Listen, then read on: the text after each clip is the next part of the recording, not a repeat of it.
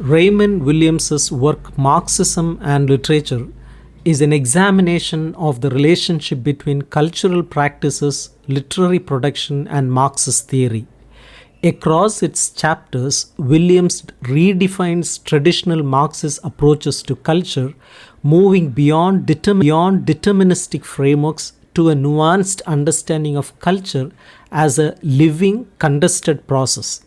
His work challenges and expands upon core concepts in Marxism such as base and superstructure, ideology and hegemony, while situating literature and art in social and historical contexts. The book is divided into three main sections: basic concepts, cultural theory, and literature. Each section builds on the previous one, offering a culminative exploration of how cultural forms both shape and are shaped by the material and ideological conditions of society. In the initial chapters of the book, Williams engages with fundamental Marxist concepts, particularly the relationship between the economic base and the cultural superstructure. He critiques reductive interpretations that position culture as merely reflective of the economic base, instead arguing for a more dynamic and reciprocal relationship.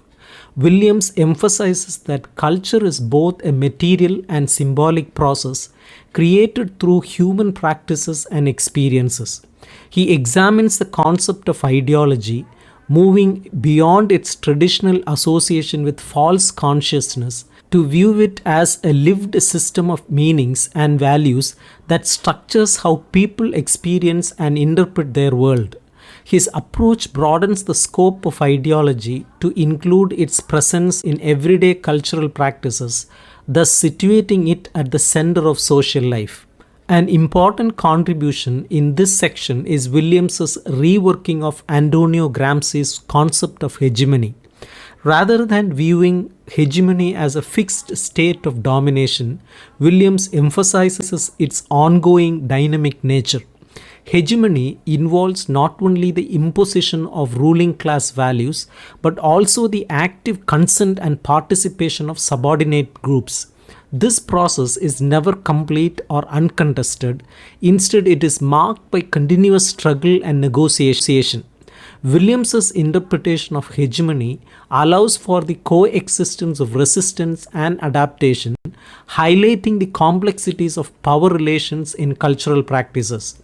This concept sets the stage for the rest of the book as Williams explores how cultural forms function and against hegemonic systems. The next section delves deeper into cultural theory, introducing the concept of structures of feeling. This term refers to the lived affective dimensions of social experience that are not easily codified but are nonetheless essential to understanding a particular historical moment. Structures of feeling capture the dynamic and transitional aspects of culture, bridging the gap between individual experiences and collective realities. These structures are often most vividly expressed in art and literature, which serve as windows into the emotions, tensions, and contradictions of their time. By focusing on these elements, Williams challenges static and rigid analysis of culture, advocating instead for a more fluid and contextual approach. Williams also develops a framework for understanding cultural production in terms of its historical layers: dominant, residual, and emergent. Dominant culture reflects the prevailing social and ideological norms of a given period. Residual culture consists of elements from previous social formations that persist into the present, often in modified or recontextualized forms. Emergent culture represents new ideas, practices, and ways of being that challenge and disrupt the dominant order. Williams's framework underscores the coexistence of multiple cultural forms within any historical period, revealing culture as a complex and contested site of negotiation. This perspective is particularly important for understanding how new cultural movements and innovations arise in response to historical changes. The relationship between language and society is another key focus in this section. Williams critiques static and formalist approaches to language, instead emphasizing its social and historical dimensions.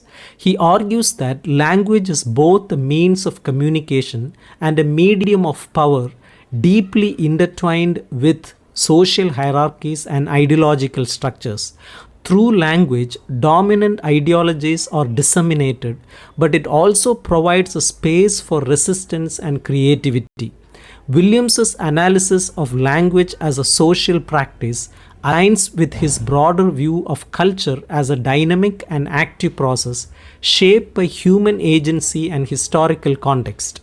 In the final section of the book, Williams turns his attention to literature as a specific cultural practice. He critiques traditional literary criticism for isolating literature from the broader social and material conditions in which it is produced. Instead, he advocates for a historical materialist approach that situates literary works within the processes of cultural production and reproduction. This approach allows for a deeper understanding of how literature both reflects and shapes social realities.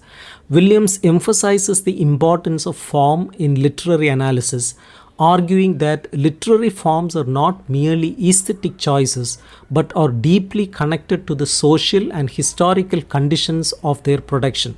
Form is a way of organizing and expressing experience, and it evolves in response to changes in social relations. Williams also explores the relationship between art and ideology, challenging the notion that art is either entirely autonomous or entirely determined by ideology. He argues that art operates within the constraints of its historical and social context, but also has the potential to transcend those constraints by offering new ways of seeing and understanding the world. This dual role of art as both a product of and a challenge to its conditions makes it a powerful and ambiguous cultural form. Williams's analysis highlights the importance of literature and art in shaping consciousness and contributing to social change. Throughout his work, Williams emphasizes the importance of integrating theory with practice.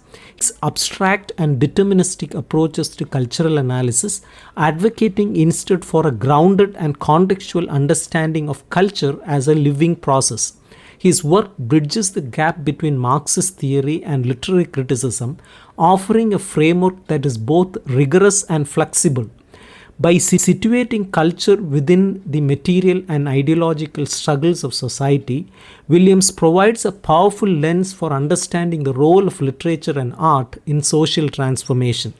The book concludes with a call for a more engaged and participatory approach to cultural analysis. Williams argues that culture is not a passive reflection of society, but an active and contested space where meanings are created, negotiated, and transformed. This perspective has significant implications for both theory and practice, challenging scholars and critics to rethink their assumptions about the relationship between culture and power. Williams's work remains a vital resource for anyone seeking to understand the complexities of culture in a rapidly changing world.